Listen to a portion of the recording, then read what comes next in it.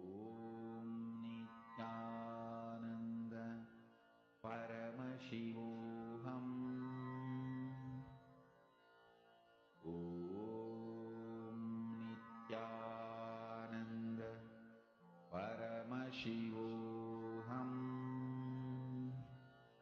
Om Nithyananda Paramashivoham. Om Nithyananda Paramashivoham. Om Nithyananda Paramashivoham. Om Nithyananda Paramashivoham. Om Nithyananda Paramashivoham. Om Nithyananda Paramashivoham. Om Nithyananda Paramashivoham. Om Nithyananda Paramashivoham.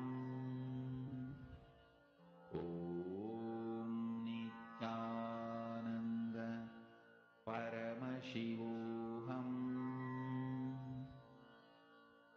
Om Nithyananda Paramashivoham.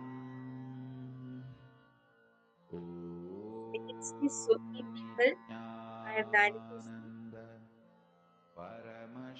sitting intensely to manifest. That's great.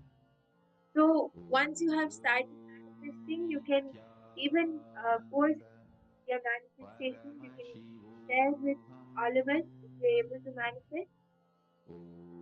I can see my manifesting my way. That is really nice. So even if your fruit has a little, or if you're feeling any vibration, what kinds of manifestations which are there, you can post and share all of that. And even if you feel that you have not manifested yet, it is completely alright. Just connect to Swamiji. Sit in that space of oneness with Swamiji and forget the unclutch from the thought that you have to manifest, that you have to sit and you have to move the object. It is only Swamiji who is going to flow through you and move the object. So just connect to Swamiji. Just remember whatever best moments you had with Swamiji, and you'll see how the manifestation happens on its own.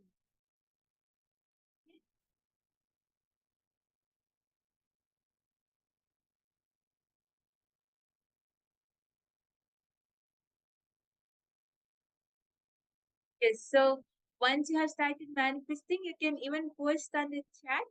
Other participants can start sharing how was your manifestation, whatever you were able to experience.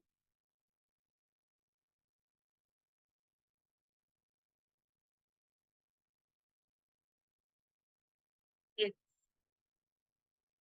So nice to see all of you intensely sitting and manifesting, and many of us have manifested.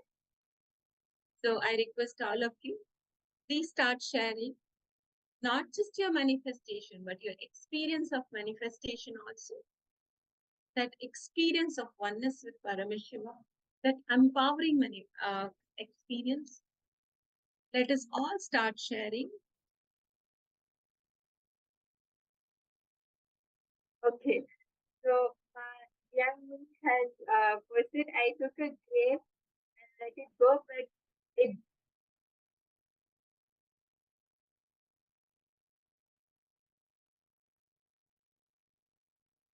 yes, so my young man has posted, I took a grape and let it go, but it didn't move and it now okay, that's no problem.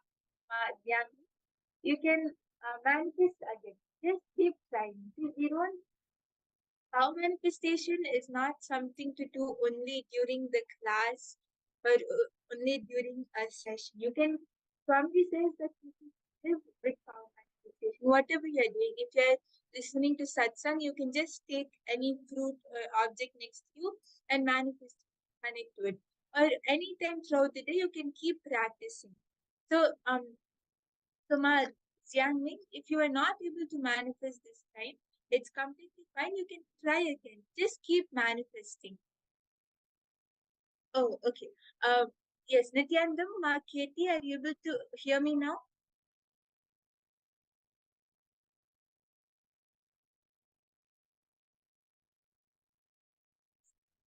I hope my voice is more clear now. So, Ma Grace, yes, thank you, Ma Katie. Yes. So, Ma Grace, I saw that you were sitting throughout the manifestation. Were you able to move the object? How was your manifestation? You can share with us.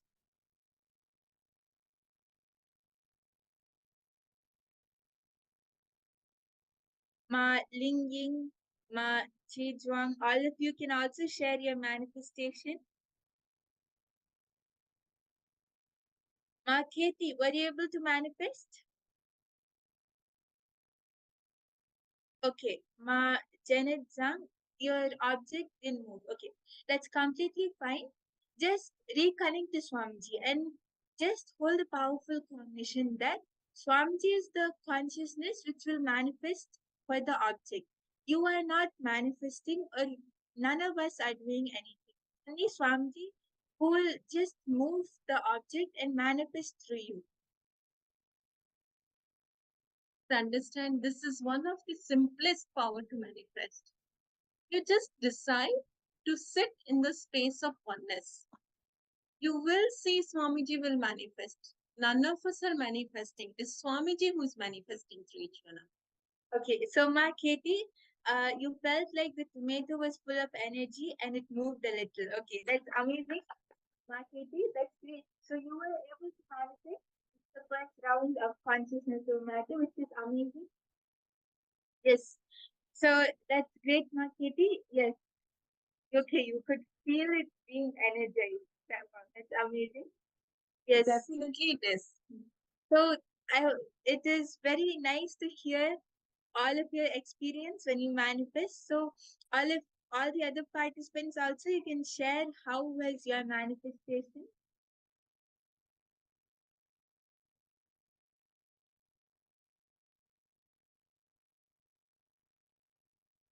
Ma Juana, Ma Maria, how were you all able to manifest? Ma Shengling, were you able to manifest this power?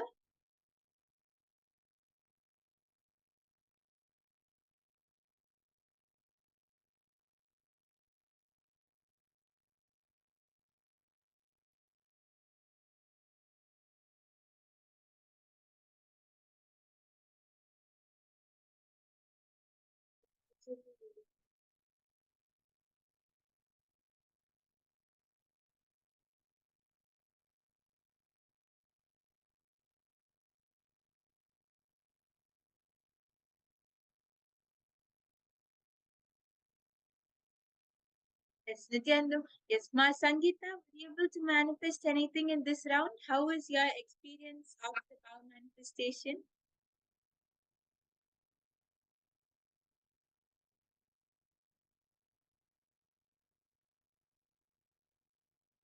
Ma Juana, Ma Linging, all of you can share your manifestations. And for anyone who felt like you were not able to manifest yet, it's completely fine. Even if we go to the next session or whatever you are doing, you can continue to practice with the object in your hand. And as it's manifesting, you can even share on the chat. As it would be really nice to hear all of you manifesting. And Swamiji actually tells that you don't have, whether you feel it manifests or no, the moment you decide to sit and connect to Swamiji, the moment you decide to sit and manifest the power, that itself is a manifestation. So don't worry, like all of you have manifested. Just hold that powerful cognition. And continuously hold the cognition that yes, I am Paramashiva, I am manifesting. Don't feel like you're not manifesting, and you'll see that before you even realize, before you even know it, Swamiji would have just moved the object and just manifested this power for you. So now we are going to be learning about Bhagavan Gajamukha Anugraha from Swamiji.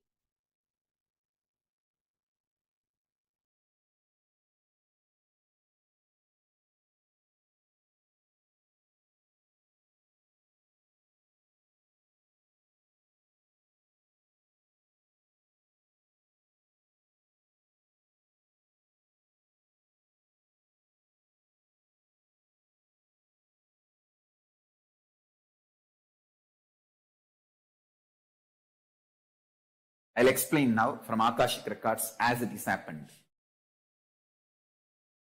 Parashakti decided it is time to manifest Ganapati, means who will guide and lead all the Shiva Ganas. So she was making the body for that being from her own muscle memory and biomemory. While she was making, she decided Paramashiva has to come and add the bioenergy. She leaves that body and goes for bathing to get ready to do puja and invoke Paramashiva to add bioenergy into that being. But by the power Parashakti herself made, that being become alive and started moving around before even Paramashiva added his bioenergy, because of the power of Parashakti. But the being has not yet become fully conscious. It started moving around, but not yet become fully awakened. So it did not know who is father, who is mother, and all that. That is when Paramashiva came, it tried to stop. Paramashiva tried to tell that being, hey, I have come here to add my bioenergy to you. And me and Parashakti has to sit now together and complete you. You are potential, but you have to flower. But the being was not that conscious or ready to understand. And it was just trying to throw some simple tantrum. As a cute baby. Then Paramashiva understood he has to now cut the head and add forcibly the biomemory of Parashakti and bioenergy of him into the being to make that experiment success. So it is a simple experimental success strategy. To make the experiment success, it is a simple strategy he has to do. I should say it's a most non-violent decision Paramashiva made. He did not kill Ganapati. He just removed some parts, added his own bioenergy and biomemory of Parashakti and put the whole thing into it and put beautiful elephant head and made Ganapati and made him as the head of all the Shiva Ganas. So it's absolutely non-violence. It is just simple surgery. Surgery can never be a violence. It's like how you remove the tumor. The tumor removing surgery, it was just conscious surgery done by Paramashiva. He never killed Ganapati.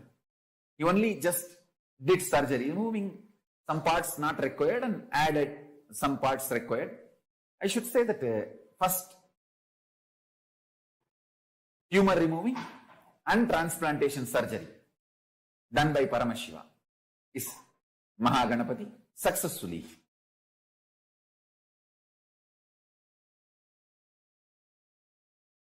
Listen to these few powerful truths. Binary logic, delusion, the mind you are carrying gifted by your society makes you feel you and me are different, separate. You and others are separate and different. Somebody is against you and you are against somebody. All these are delusion.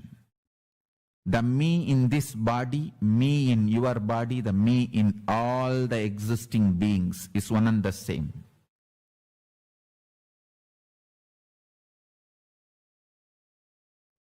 The me in this body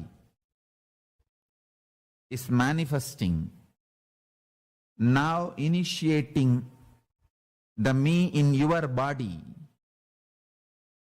Whatever you feel as me, as you in you, will now start manifesting what I feel as me in me.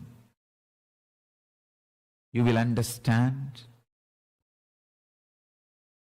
in the telescopic or microscopic experience, microcosmic and macrocosmic experience of oneness and infinity is one and the same. Listen, listen, listen. The microscopic level, microcosmic level, you and me are in oneness. In the macrocosmic level, telescopic level, you and me are infinity. Infinity of the ultimate oneness of the source is one and same.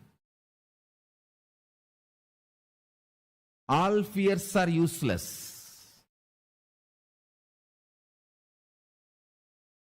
All fears have no value.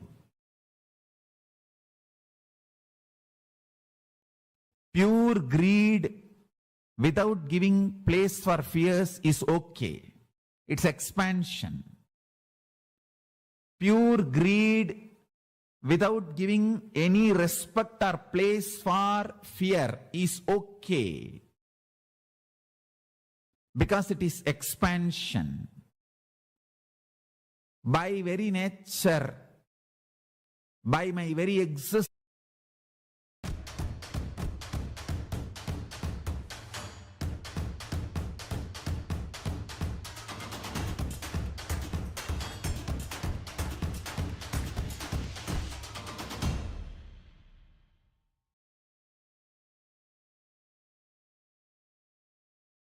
decision to expand, will to expand, manifesting as pure greed without fear is verily myself manifesting in you.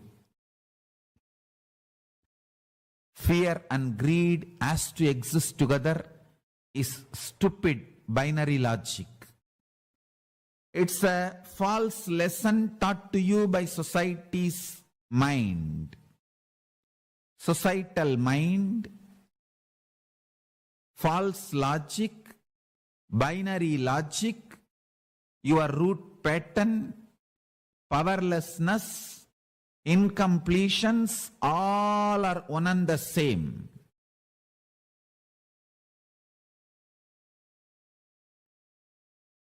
Today I initiate all of you. I will manifest as Mahaganapati,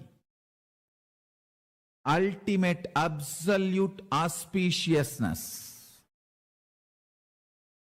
I'll manifest my very being in all of you.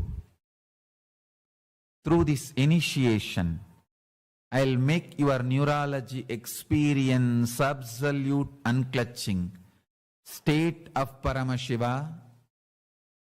I'll make your emotion experience absolute completion, space of Paramashiva.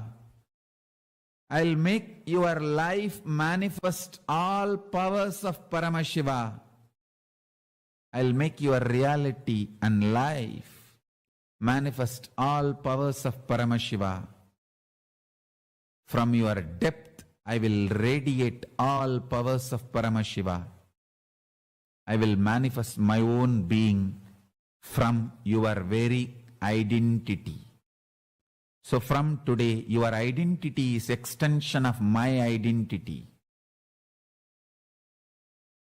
Nobody in the universe is against you, because universe is me and you are my extension. You don't need to be afraid of anything, anyone in the universe. Start playing and celebrating with universe. You are extension of me. All fears is delusion. All fears is stupidity. All fears is absolute stupidity. Play with your fears, you will manifest all powers. Make fun of your fears, you will experience romance of life. Tease your fears.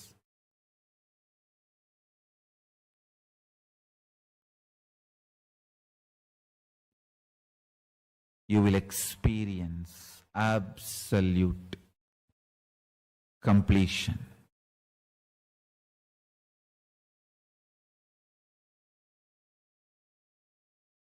Ramakrishna used to give a beautiful example. A frog which got 1 rupee coin newly wanted to check the power of the money it got. So the elephant was going outside his hole, the frog hole. That fellow the frog came out of the house, came out of that frog hole and standing, waving that 1 rupee coin towards the elephant and saying, "Hey, now I become so rich. You are crossing a rich man's house without saluting the rich man." Will that elephant care for anything? He may not even hear the shouting of frog. Even if he hears, he will say, "Hey, keep quiet." And he will walk. Exactly same way. If you treat your patterns, you will manifest powers.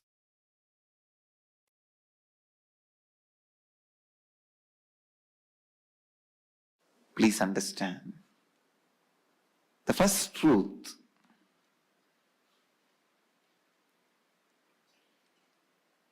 allowing incompletions to exist is literally declaring you yourself don't want your life in your control. Please understand. Allowing incompletions to exist in you is you declaring that you do not want your life under your control. You say, no, let life happen, whatever. I can't take the responsibility. I can't keep it under my control. No. Listen. Please listen. The utter irresponsibility. Utter irresponsibility. The power of incompletion is such, it dilutes you so much. You literally believe you really can't contain your own life or contain yourself. See, just because you are temporarily upset, you go on taking the decisions which permanently damages you. That is the most difficult part of life. Please understand. Just because you are temporarily upset, you go on making the decisions which permanently damages you. And the incompletions are such will never let you grow. It's like somebody was asked, what is your age? He said 22. The person who asked the question asked, what? Last 5 years you are telling the same thing. This fellow said, yes, I don't change my words. Many times, not changing your words are like not growing. Not changing your cognition means not growing. Listen. Not changing your cognition means not growing. It is so unfortunate. It is really, really unfortunate that you feel incompletions are really, really true. The problem is when the delusion happens, when the incompletion attacks you, when the panic attack happens, you really feel incompletions are true. That is the problem.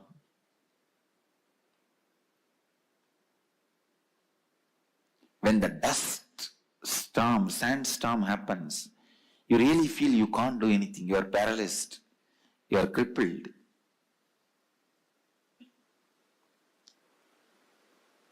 Temporarily, but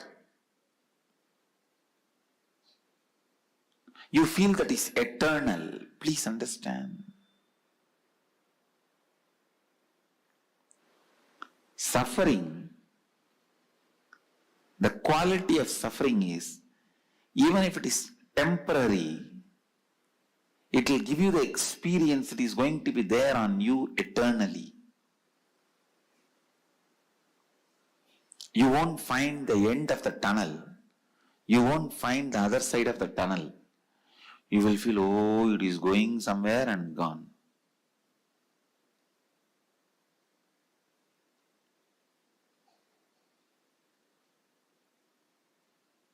Same way the bliss. When you experience it completely, without self-doubt, will this bliss be with me or go away? That gives you the experience. It will be with you forever, eternally. Understand? Anything you experience at this moment intensely gives you the experience of eternity. Understand?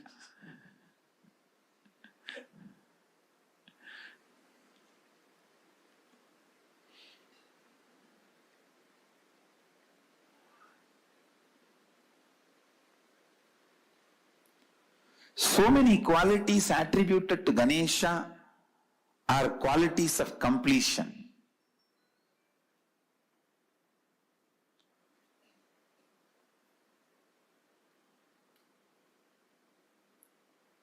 These incompletions, they just totally imbalance you.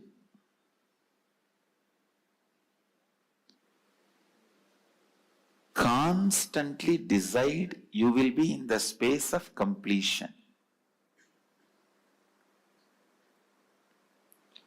Completion means completion. No question of powerlessness. No question of powerlessness.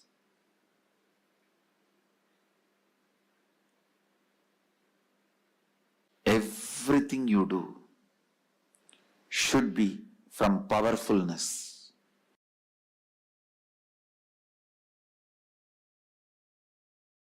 The first step you should take, listen. Now you wrote all the incompletions. It can be as less as 25, 30 or as huge as 1000, 2000. Now decide, from this moment, these completions will not have power over your decision or cognition. Listen. Understand the meaning of this word. Even till you complete, these incompletions cannot have power over your cognition, your decision making. You can sit and complete all this day by day, one by one. See, it's like elephants. I have seen the temple elephants eating. They will catch hold of a huge bunch of sugar cans. They will eat those sugar cans one by one or 2, 3. But till they complete eating, till they eat also, they will not allow anybody else to come and touch that sugar cans. Once they declare it is theirs, it is theirs. They may be slowly eating or not eating. They may eat even tomorrow, day after tomorrow, but no one can touch it. Same way, you may complete tomorrow or day after tomorrow, but those incompletions cannot have power over you. Be very clear. Declare completion. Now, you know all this is incompletions. Understand, completion works more with your conscious decision. Completion works more with your conscious decision. Completion is more a conscious decision, less a technique. Pranayama, yoga, all of them are more a technique, less a conscious decision. Completion, more a conscious decision, less technique. Means your decision plays a major role in completing. Then actual technique. If you just decide, now you are complete, over. I never did in my life sitting and reliving, going through or looking at that mirror 24 hours. I never did all these things. Simply my masters showed me, hey, this is incompletion. Drop it, over. So it is your decision that plays major role. See, this penning down is like an identification. Now what you pen down, even if it is 25 pages, you should paste it next to your bed. And every day, for next few days, you should read that and tell yourself, I am complete with all this. After a few days, you will be bored to read them because they have no more power over you. Then you can tear them and put it in the dustbin.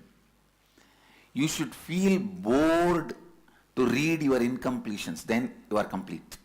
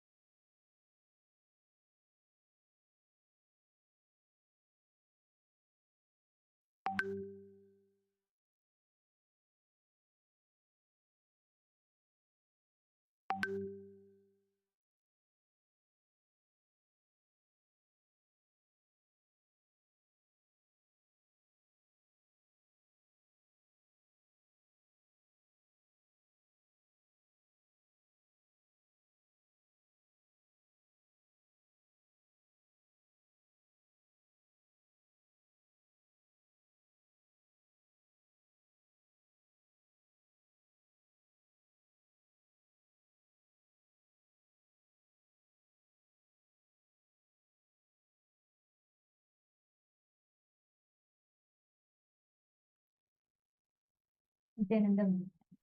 So did you all click with what Swamiji revealed? Swamiji revealed such an important truth. A very, very beautiful, one of the most sweetest, beautiful principles of completion, and how Maha Ganapati represents that space of completion. all the components associated with Bhagavan Mahaganapati is completion. Can I request all the participants, every one of you sitting here, to please come on the camera, and can each of you put what component, what did you understand as the principle that Mahaganapati represents? Come on, all the viewers watching us on YouTube and all the participants that are sitting here with us on the Zoom rooms. Take a few minutes and I request each of you to post.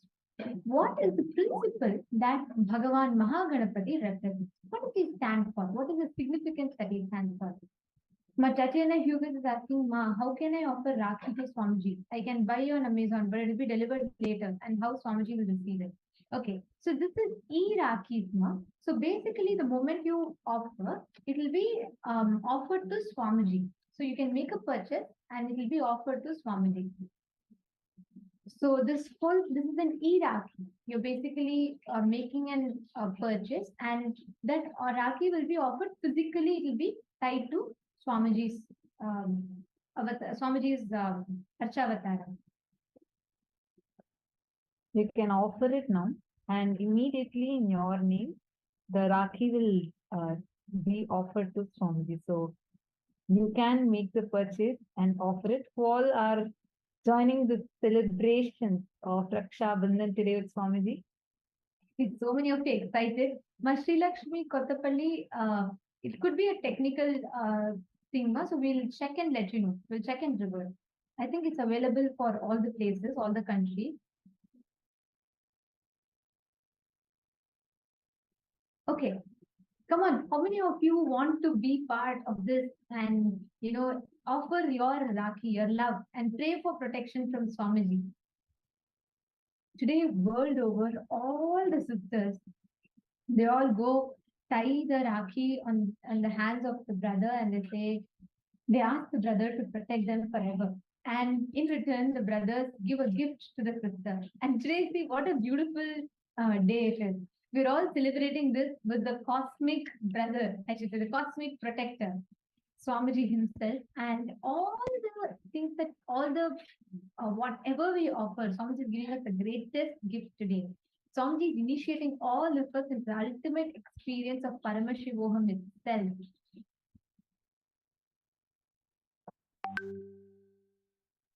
Ma Sonia Rao, today you can have your pet also receive Shiva Diksha.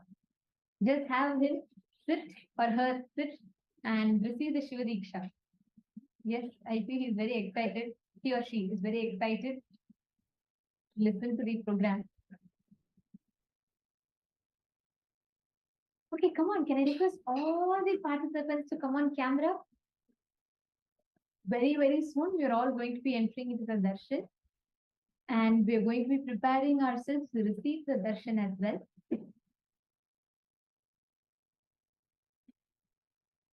See, Bhagavan Mahaganapati represents the principle of completion, Purna. How do we experience that completion? How do we manifest that space of completion in us?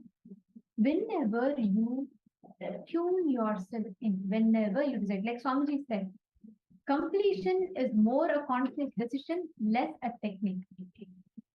On the other hand, kriyas, like breathing exercises, all of them are more a technique, less a conscious decision. Completion, just with your conscious decision, you can fall to the space of completion. That is what is the space of just the space of oneness, the space with Mahaganapati. Today, Swami is going to be initiating all of us into this exact experience of completion, exact experience of experiencing the space of Mahaganapati. And today, all of us are also going to be experiencing, manifesting the space of Sampragnata Samadhi, oneness with the divine, where we experience all the deities, all the divinities in front of us as reality. Okay, getting it? Now, as all of us are preparing ourselves for the darshan, for the initiation, we are going to be entering into a very, very important session. Every day, Swamiji is going to be coming and initiating all of us into different science. But what is this initiation? What is the science of initiation? How does that initiation work? So we are going to be understanding about that. We're going to be learning, listening to the revelations on the science of initiation. And I request all the participants to please provide a complete listening. This is a very, very important session. And right after this, we will be preparing ourselves for the darshan, to receive the darshan from Swamiji and to receive the initiation today from Swamiji. So can I request all the participants to please come on camera? Yes. So now let us understand what is the meaning of initiation. What does Diksha stand for? Why does initiation hold a place of tremendous significance in Hinduism? And what are the initiations we are going to be receiving today? And how is an initiation done? We are going to be learning all of these great truths from Swamiji right now.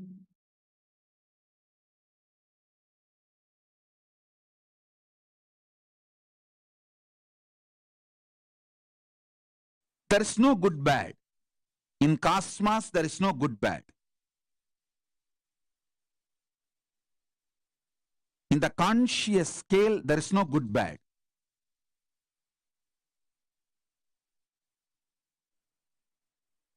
There is only integrity. It's just integrity is the key to understand who gets what in the life. If you want to manifest consciousness in your life, integrity is all you need.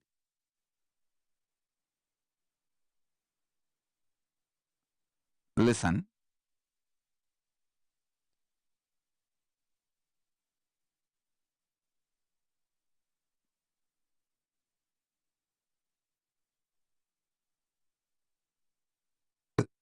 The next truth I'm going to reveal, your brain has a capacity to generate and manifest the most intense light on the planet Earth, which can be 100 times more than the sun you see.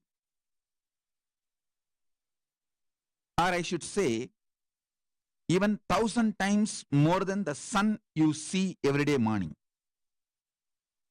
Your brain has the capacity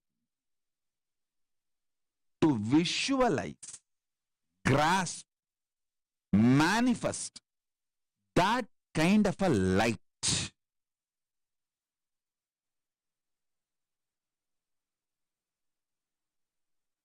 Your nervous system has a capacity to convert that light into a very positive, powerful energy. Command. And your body and mind has the capacity to manifest that command into reality. Listen. Your brain has a capacity to receive, reflect, manifest 100 times more powerful light. Light is the small word I'm using. You can call it as stages. Conscious, shining light with its own intelligence, independent intelligence.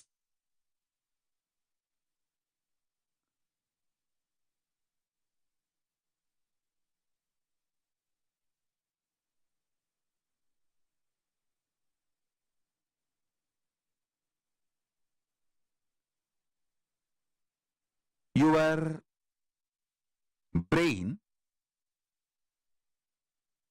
which has the capacity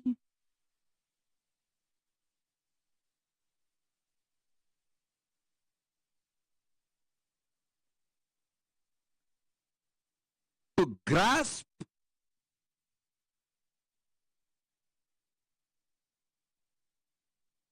Tejas. I think I'll explain the word Tejas for the newcomers. See, Prana,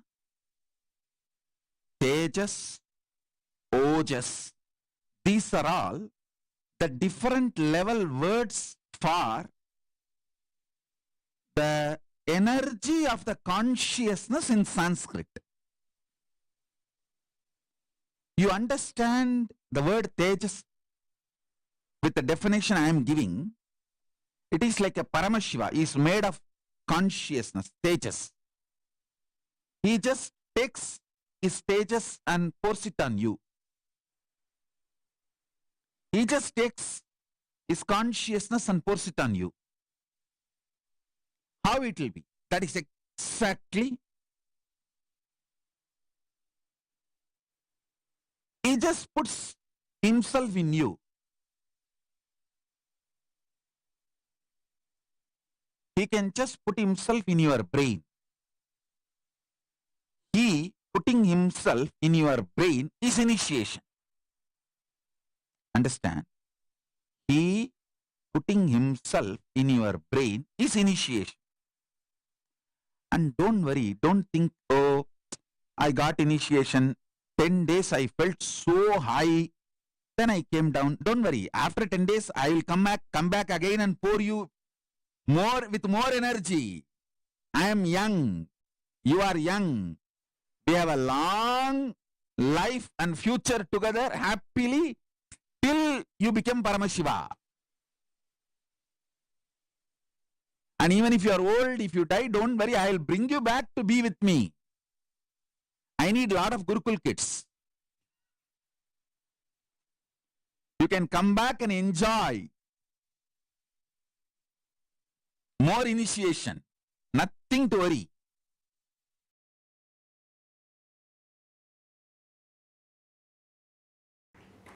All powerlessness, all fear related thought currents and all low self inner image you are cherishing, which puts you in powerless, is not clutched to consciousness.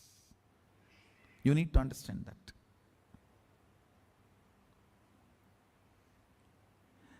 They're all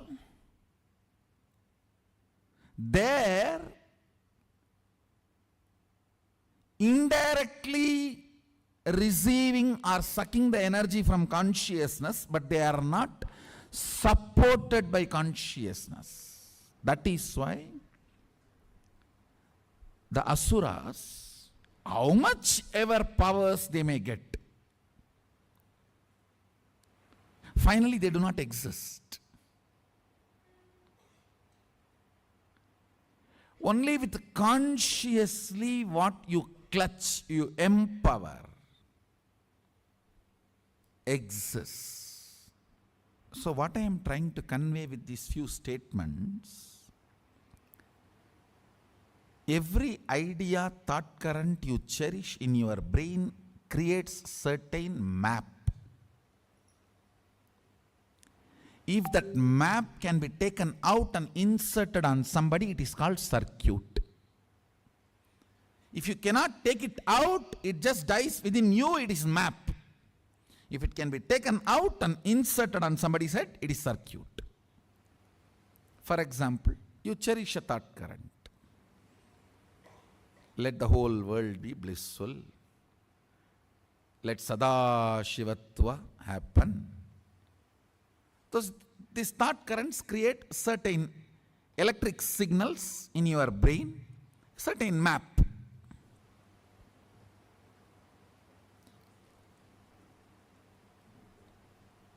If you are able to hold that stably till the other brain vibrates to the same frequency, it is called circuit.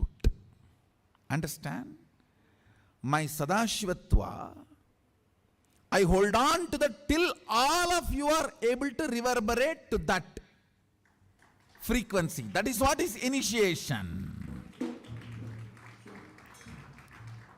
One good thing with your brain is it always goes towards the bright side.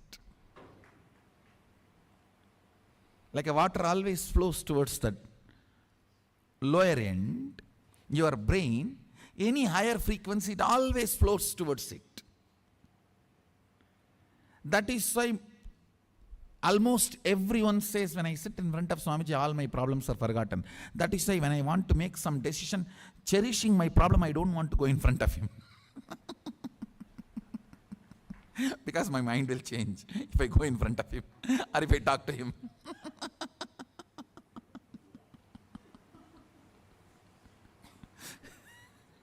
Secret.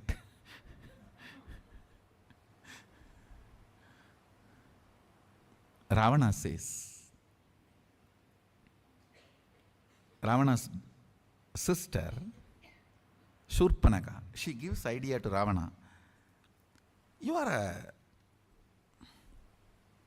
Maya Mantri. You know everything of magic and changing the forms. You can take any form as you want. Why don't you take Rama's form and go and enjoy Sita? He says, the moment I remember him, the very frequency, all my personal lust disappears.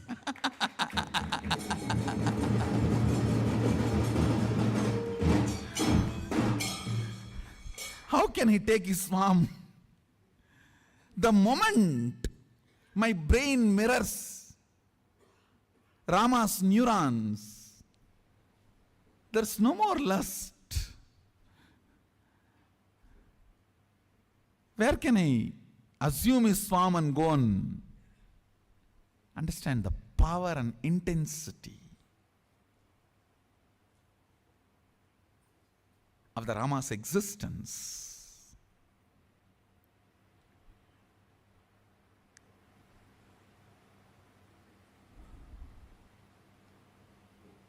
See, when I initiate all of you into powers, it is nothing but I just hold that power circuit and sit quietly, so all your brain starts reverberating in the same frequency. So this map becomes circuit in your system. See, if it is only in your brain, it is called map. If it can be reproduced, it is called circuit. That's all. If it becomes alive to reproduce itself, it is called circuit. Like if a lady remains single, she is lady. If she gives birth, she becomes mother. So map is a lady, circuit is mother. That's all.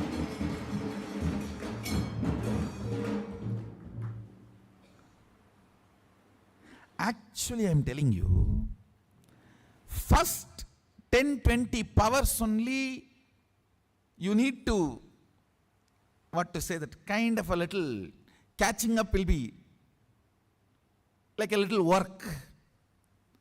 Once your brain starts catching up even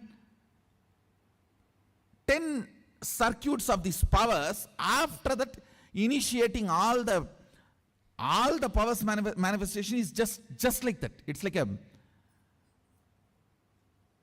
sipping cup of coffee, that's all. I can just have, you can have coffee with Swamiji and have 20 powers and go. It's nothing more than that.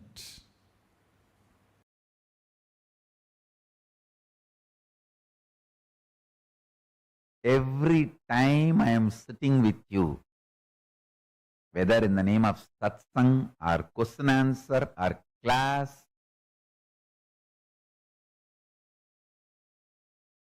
any form, I sit with you guys.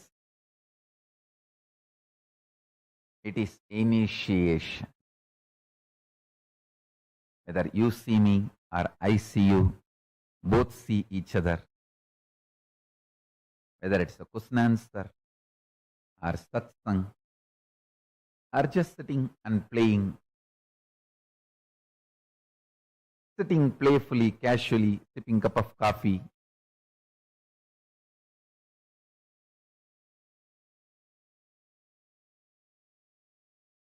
I always visualize myself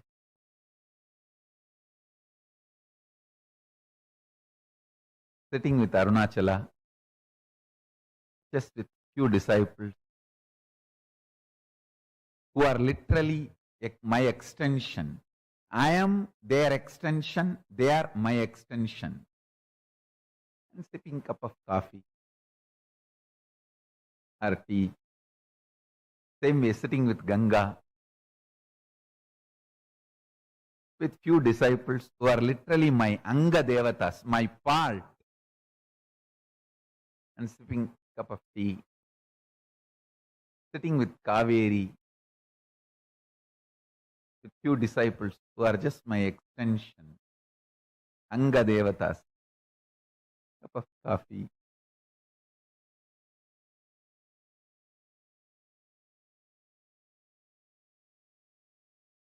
Whether it's a satsang or sitting with a cup of coffee, it is initiation. It cannot be killed. It cannot be killed. Everything happens between you and me is initiation. It cannot be killed.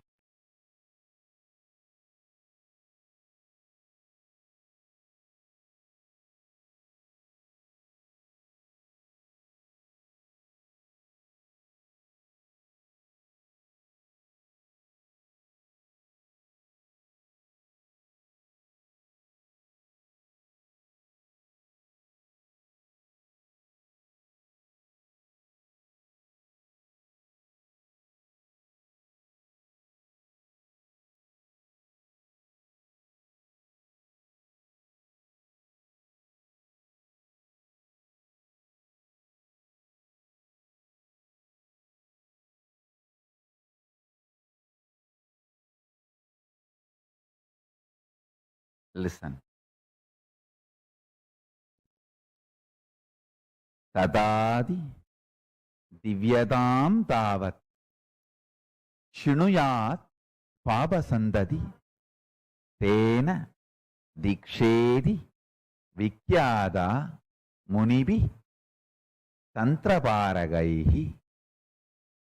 Diksha is the one which bestows divinity and destroys the continuity of restrictive karmic bondage. Hence it is called as Diksha by the Munis and the ones who are experts in the Tantra Shastras. This is Gautamiya Tantra, 7th chapter, 2nd sloka. Let me repeat. Tatadi divyatam davat shinuyat papasantatihi tena diksheti vikyata munibihi tantrabarahai parakaihi. Munibihi tantraparagaihi. When it joins munibis tantraparagaihi, it becomes. Understand?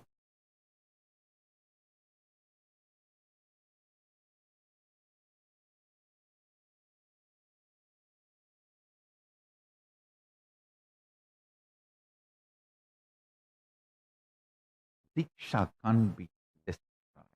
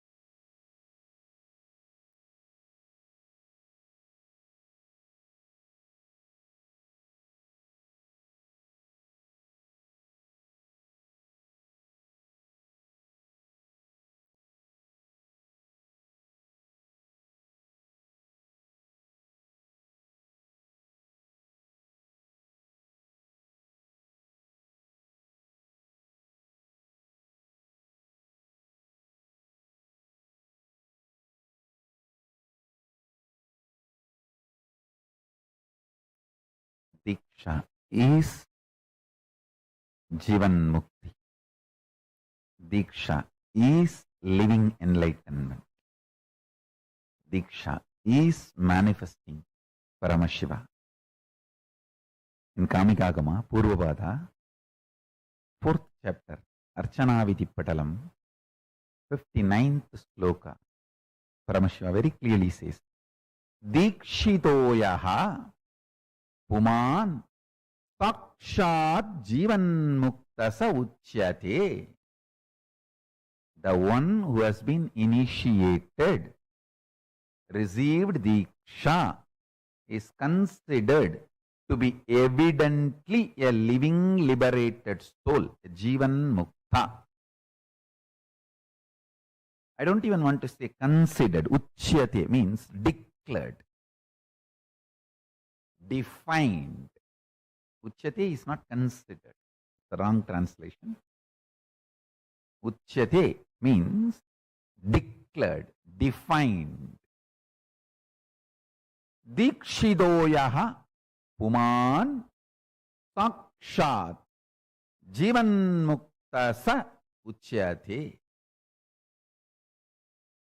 The one who has been initiated, received Diksha, is considered to be evidently a living liberated soul, a Jivan Mukta.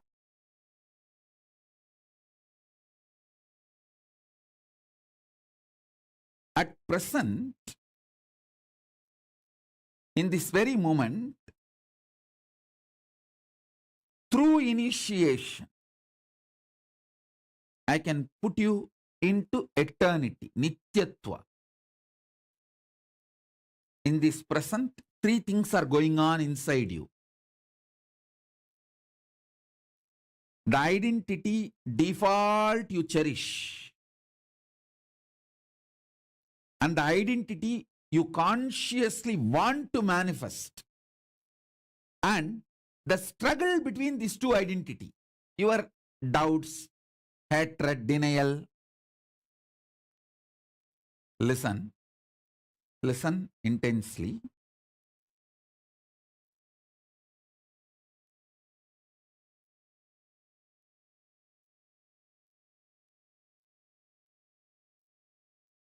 At this present moment, 3 things are going on inside you.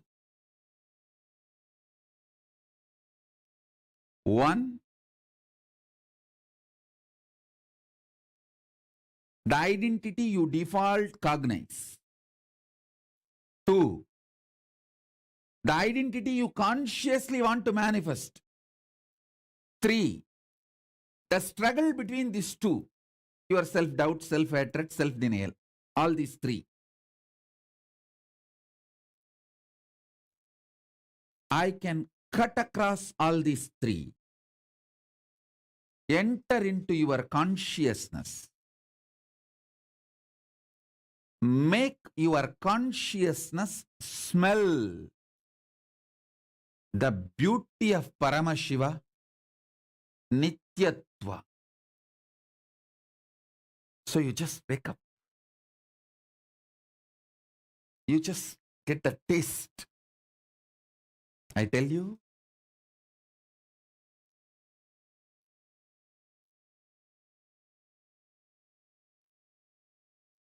smelling Paramashiva, waking up to Paramashiva,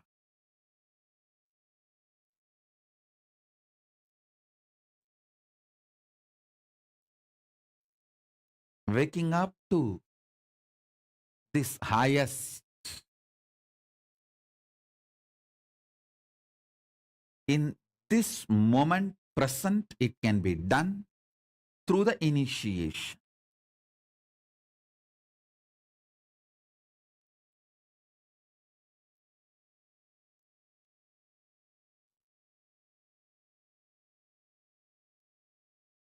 So understand,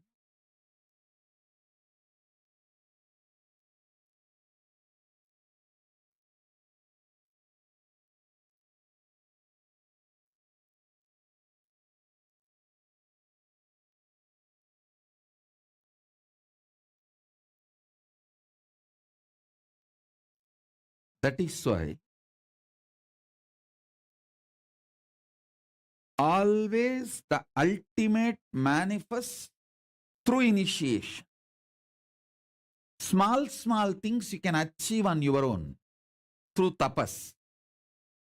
But the ultimate is done only through initiation. It is only the transmission of lamp from fire. The fire is lit. From a lamp, living lamp, another lamp is lit.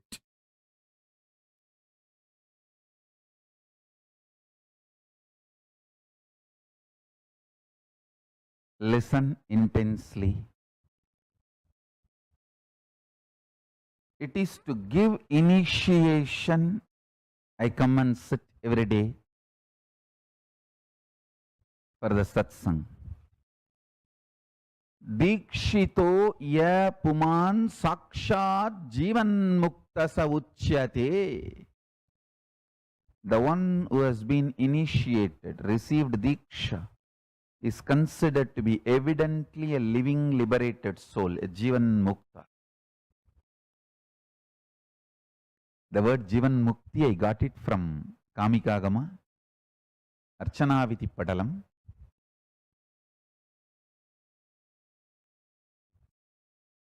I've started using this word jivan mukti, I think from 2002.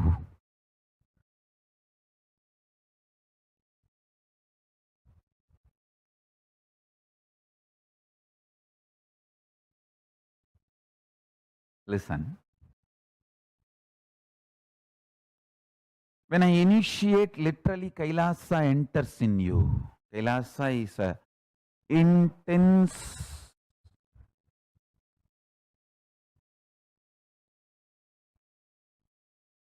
energy, power. I should say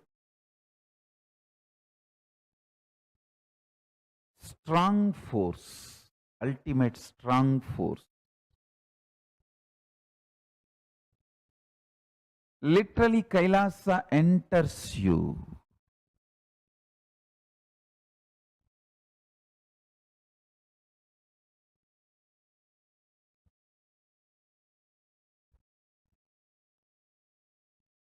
Kailasa entering you and engulfing you and just imbibing you into itself is initiation.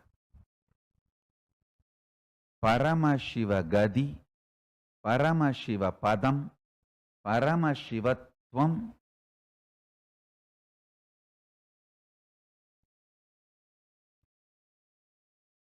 Paramashiva Gadi, Paramashivatvam, Paramashiva Padam,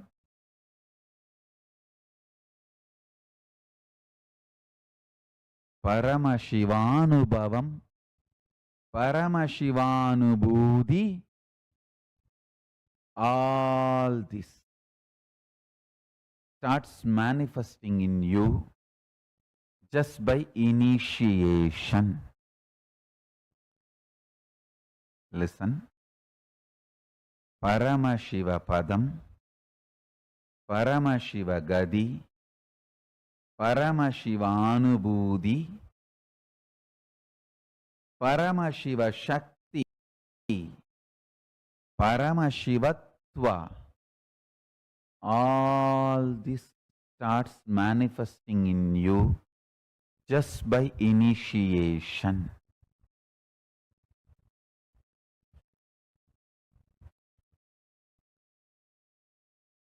Jivan Mukti. Manifesting Paramashiva while you are in the body is Jivan Mukti.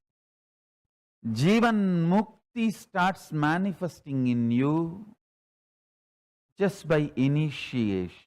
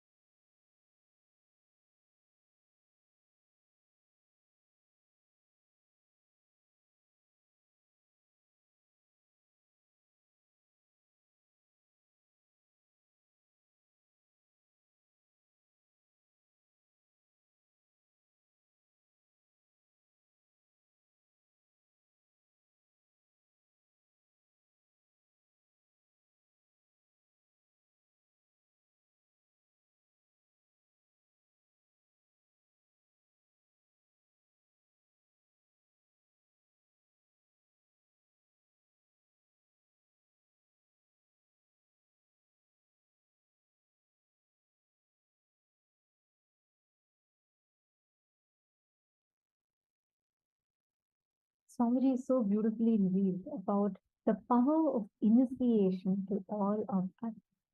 Just as all of us are getting ready for the initiation, just as all of us are getting ready to receive the darshan, today we are going to be receiving a very, very special initiation. The initiation, actually, there are multiple things today, but most importantly, like Swamiji said, initiation is literally making a person Jivan Mukta, living liberated being.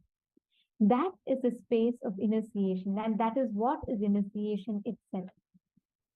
That's what initiation in itself stands for. Today, for all the participants that are sitting here, to each and every one of you that are here, we're all going to be receiving multiple important initiations today.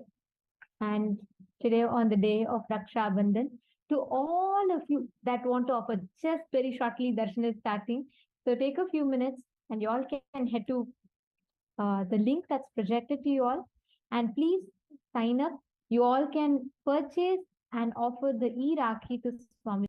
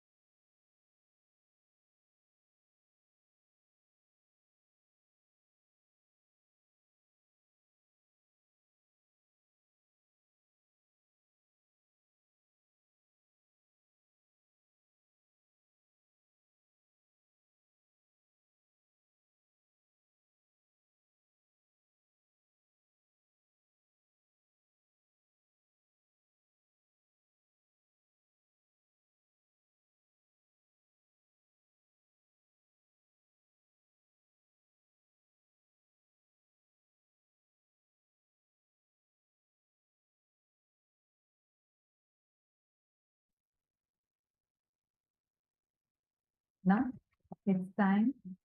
The most awaited time has come. All of us are going to be entering into the most awaited part of our day, which is experiencing the darshan.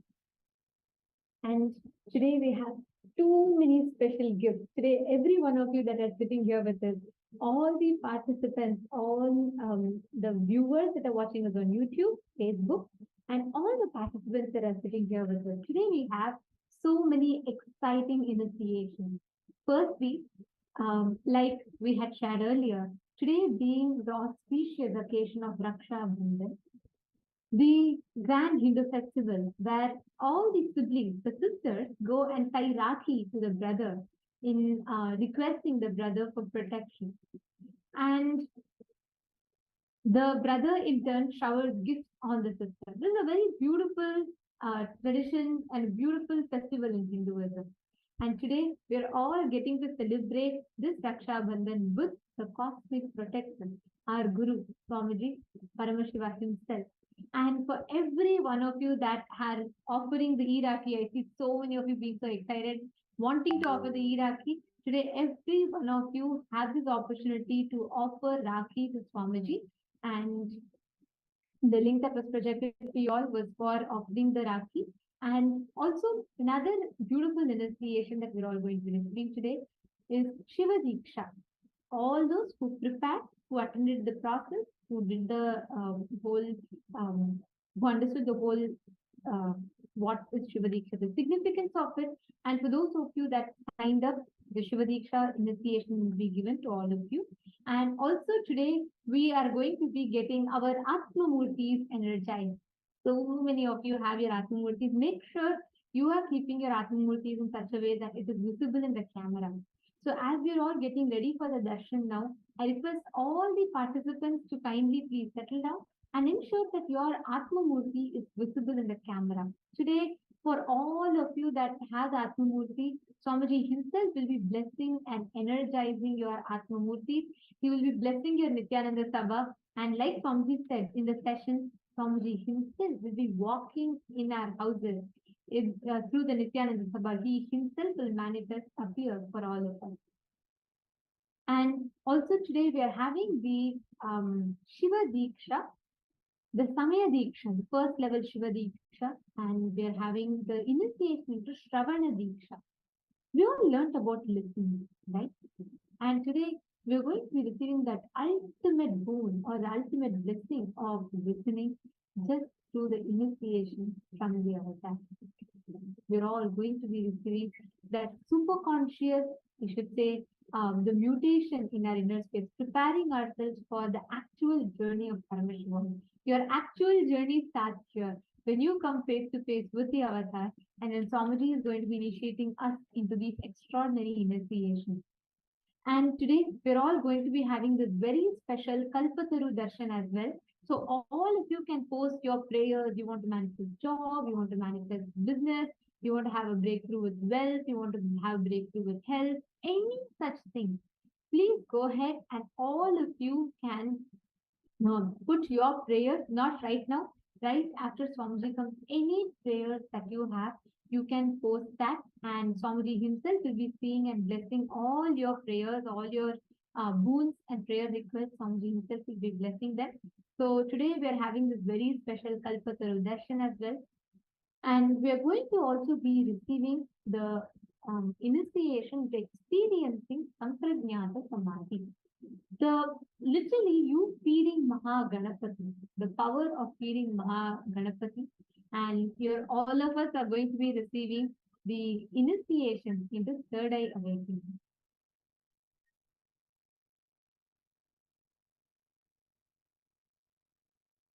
So all of you that are sitting here, we're all going to be receiving these powerful initiations today. All these initiations today. I think today is like a jackpot, an abundance of initiations that we are going to be receiving. So all you need to do is just sit and make yourself available. But talking about initiation, Swamiji so beautifully revealed to us about what is initiation. We prepared, we listened to that. But what is darshan? Why does darshan play such an important, significant role in Hinduism? Hinduism, like we shared earlier, is not a philosophy, it's not a faith, it's not a belief, it's not a mythology, it's a science, it's a lifestyle, which is a scientific lifestyle. There's a science behind why you are asked to wear a sari, there's a science behind why you're asked to wear a kumkum, there's a science behind why you have to chant certain mantras in certain way. Everything has a science behind it. So does initiation and darshan too. When you sit in Hinduism, if you see, any time whenever you connect to a guru or a deity, God, always the first way that you connect is by having darshan. You just offer one arati. You just connect to the deity. Just that feeling connection. But why does that have so much of importance? Even before you do any ritual, even before you do anything, the first thing that is taught to you is to connect to the deity. Why is it so important? Why is it so important to have the darshan? Swami beautifully reveals that when an avatar descends, he descends in a frequency that is so abundantly available for human beings to continuously harness. Like you can literally touch and connect to the energy of the avatar. So, darshan is a space that is 24 by 7, 365 days a year, and for eternity. Any being that catches the glimpse of such an avatar is raised to that highest frequency. And this happening, this cosmological happening is what we call as Diksha, what we call as initiation in other words. Initiation is that the avatar, through either a touch, the Sparsha Diksha, or by the word, the Mantra Diksha, or by a look, the Nayana Diksha, through any of these, he raises us to the highest frequency, which literally means like Swamiji raises us to his space, his frequency, the frequency that Swamiji is in. So during darshan, what happens is you could be in any frequency, you could be in any time zone, you could be in any space. When you connect to Swamiji just through initiation, Swamiji raises us to the highest frequency of our existence. So whichever time zone that you exist in, whichever place that you exist in, beyond the barriers of time, space, beyond the barriers of all of these, Swamiji raises us to the highest cosmic frequency. In other words, your highest potential energy. In just a few minutes, this is the exact experience that each of us are going to be garnering, that each of us are going to be experiencing. So are we all ready for the darshan? Come on, if you're all ready, please put yes in the chat.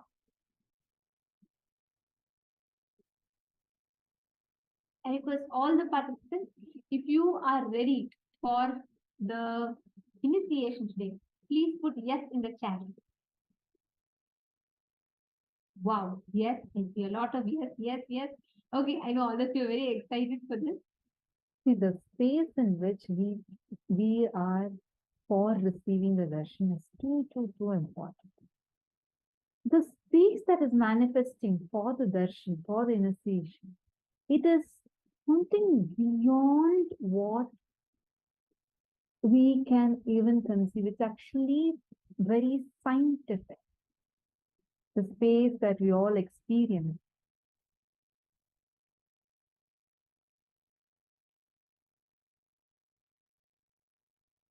So now we are going to be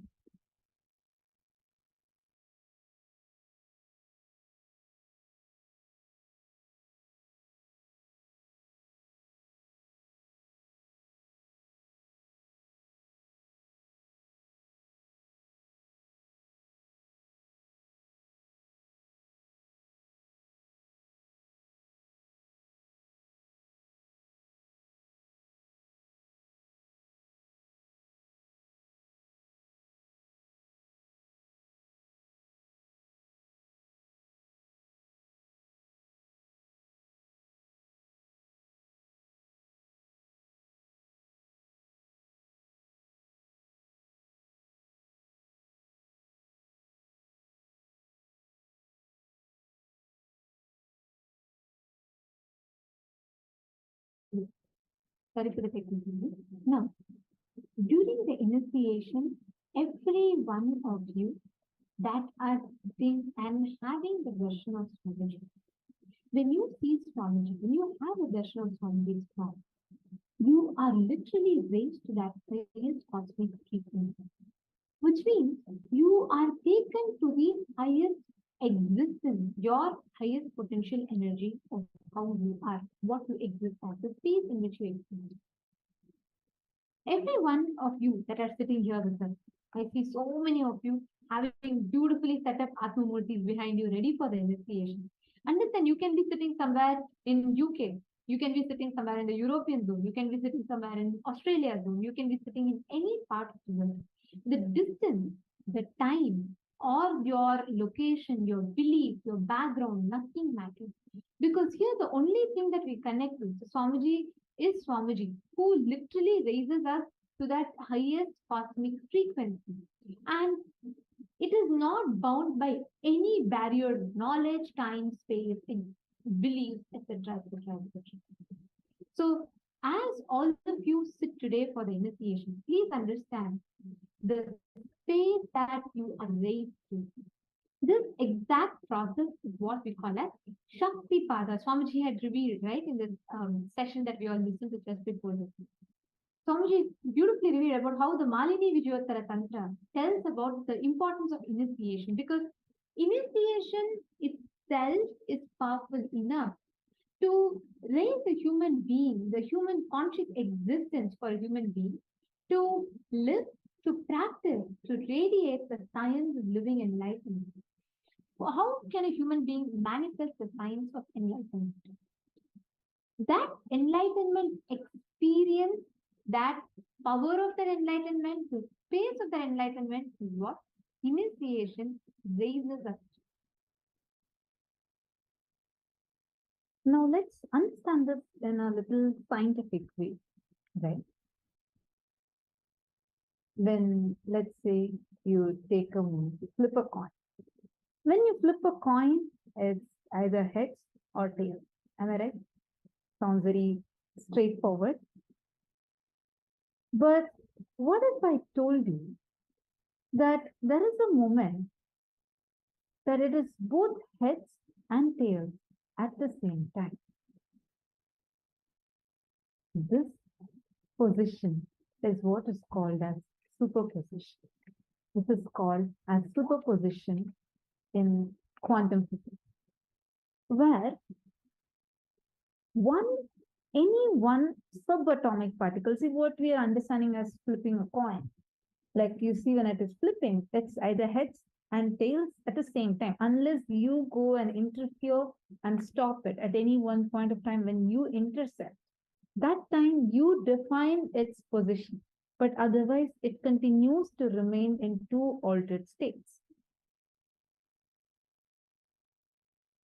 This is, I mean, for you, for like, listening to it, it may sound strange. Like, why is it, why should we even bother about it? But this mechanism is what is used in many different fields, including GPS, which we use in our day-to-day life. Now, there is something more deeper for us to understand. Now, when two objects are in superposition with each other, where one can affect another one's state, they become deeply entangled. And that position of that object and what its state is in is called as quantum entanglement, where at the same time, two objects are entangled with each other, such that when you see one object, you see that automatically the other object, when one object turns, the other object also automatically turns. And this particular concept is called as quantum entanglement in the quantum physics, where irrespective of the time, the space, whatever you are in, all those do not matter. But there is an effect that comes upon you. There is an effect that affects you irrespective of the place you are in, and that is called as quantum entanglement.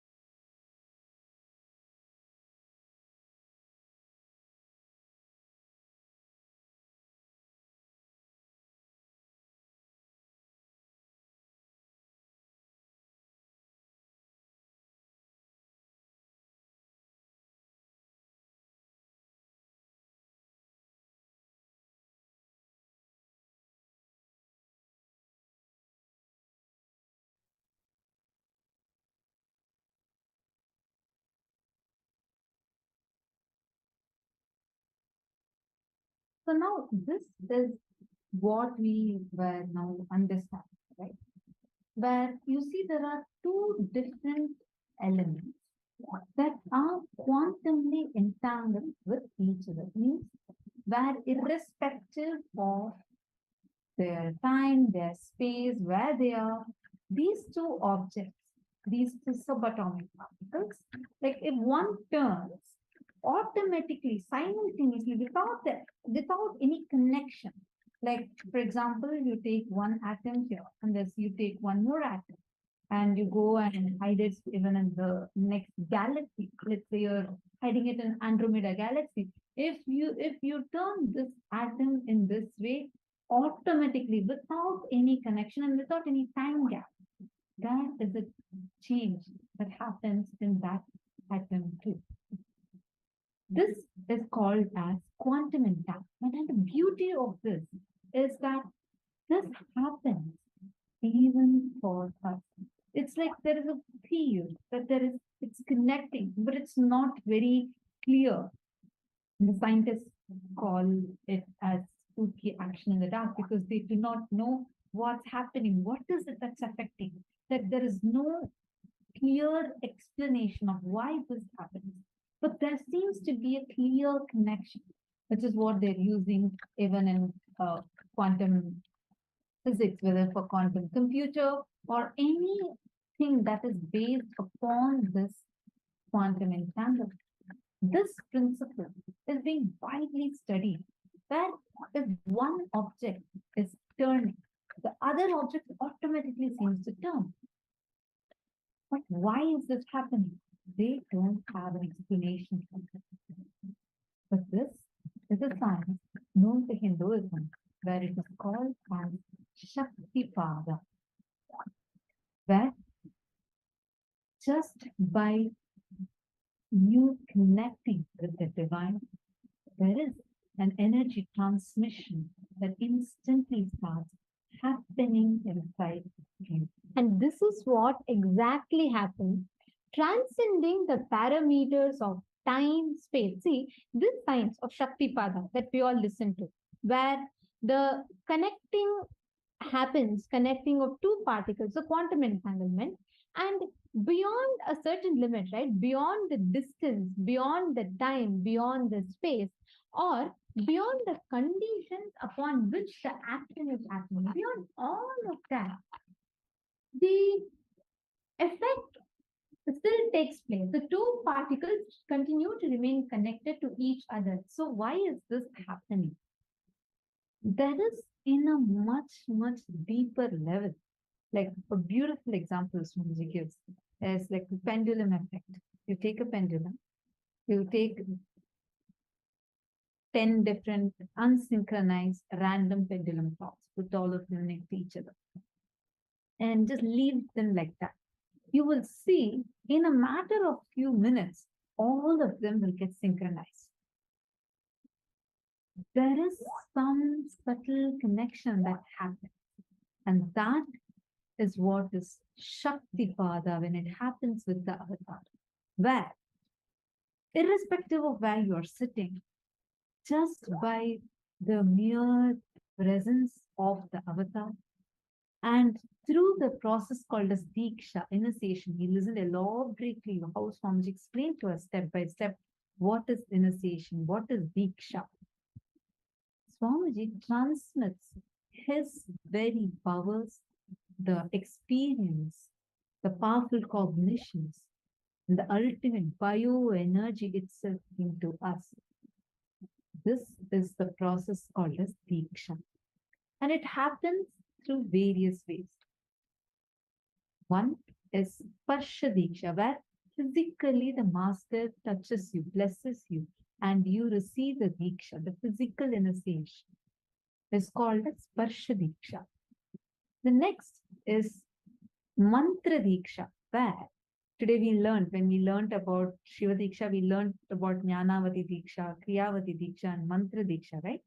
Mantra Diksha means just through sound, he transmits his very energy into us. Nayana Diksha, where just through his look, so many of us are sitting in different parts of the world, and especially the people that are sitting in two-way video conferencing. If you are sitting here on Zoom, be very clear. You are receiving direct Nayana Diksha from Swamiji. Swamiji himself will be physically seeing you and blessing you, and he will be transmitting his very energy into you. That is what is Nayana Diksha. Today, we are going to be receiving the Nayana Diksha and the Mantra Diksha, as well as the Kriyavati Diksha and the Jnanavati Diksha is what we have been receiving through the day, where we are learning through various powerful cognitions and sessions. And Jnanavati Diksha is what Swamiji will right now, when Swamiji comes, he will be giving. Because for Jnanavati Diksha, only an enlightened inner space can extend that initiation or that Diksha. So every one of you that are sitting here right now, if you are watching us on YouTube or Facebook, all of you are going to be receiving the Mantra Diksha and all the other types of Dikshas. But for Nayana Diksha, exclusive, very powerful initiation, we recommend and suggest that every one of you join us here on the two-way video conferencing on the Zoom rooms, where you are able to see Swamiji and Swamiji is able to see you as well. That is Nayana Diksha, one of the most powerful ways to receive that energy transmission and the experience in our inner space. So to all of you, all the participants that have connected with us from various different parts of the world, each of you are sitting here to receive these powerful initiations today, right? Be it the Shiva Diksha, be it the power of feeding Ganesha, or the experience of Sampragnata Samadhi, or the experience on the power of being able to connect with experiencing the deities as reality. And most importantly, we are going to be receiving the Kalpataru Darshan, where Swamiji manifests as that ultimate wish fulfilling, boons giving, that ultimate Kalpataru, where anything that you ask for is granted. Anything you wish for, anything that you pray for, Swamiji showers you with that. So having said that, During the darshan, all the participants here, so many of you are here for the first time, right? So all of you were here for the first time, and everyone else as well. You all can use this darshan. And during the darshan time, Swamiji has opened up this most beautiful opportunity where anyone and everyone can directly ask your boons, prayers, blessings to Swamiji, and you can receive that boons and initiation. So during the darshan, every one of you that are here, every one of you that are sitting with us, please take the opportunity and you all can post your prayers, your blessing requests on the Zoom groups, and you will be receiving the response directly from Swamiji himself, which means as Swamiji dictates, as Swamiji tells, we have a team which will transcribe his words verbatim as Swamiji dictates. They will just transcribe and send you the boons that Swamiji has given you. So please keep an eye on the chat, and every one of you that are on Zoom and that are on YouTube as well, you all can keep an eye on the chat. During darshan, you will be receiving responses to your prayers, your blessings requests, your boons requests directly from Swamiji himself.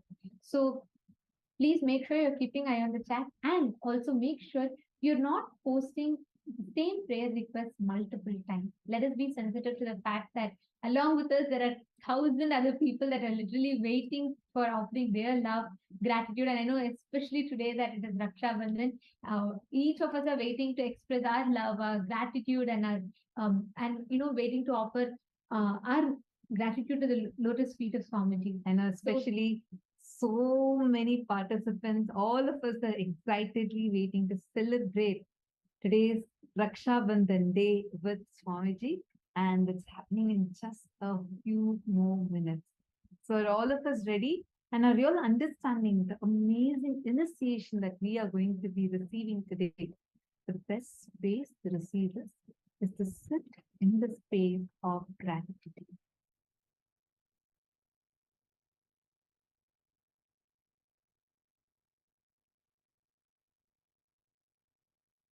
Because gratitude is that space through which you connect, experience the existence, the ultimate cosmic manifestation of the divine.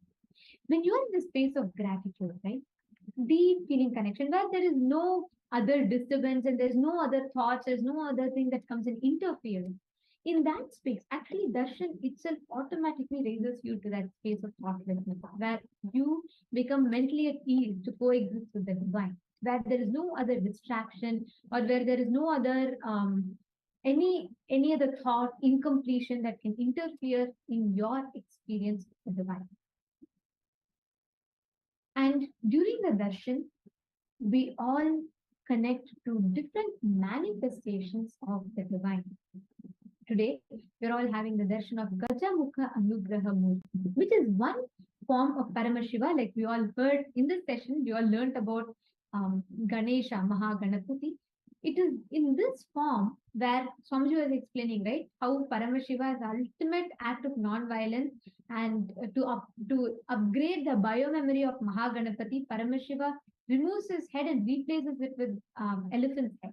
So today it is in this form that Paramashiva removes Mahaganapati's head and he adds his own biomemory, his component into Mahaganapati, and gives him the head of an elephant. And that form is what is called as Gajamukha Anugraha Murti. And that is the darshan that we're all going to be having today. Now, we will be chanting the Dhyana Shloka of Gajamukha Anugraha Murti. चतुर्भुजं त्रिनेत्रं च जटामकुटसंयुतम् अभयं शिरसिंहस्य वरदं वामहस्तके कृष्णापरशु संयुक्तं विघ्नेशो दक्षिणे स्थितः शयानं दक्षिणं पादं धदुवामं तुलम्बितं सर्वाभरणसंयुक्तं श्यामवर्णं सुशोभितं देवस्य वामपार्श्वे तु देवीं प्रहसिताननम्.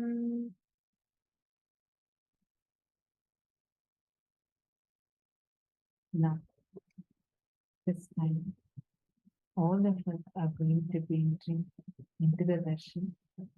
First and foremost, I request all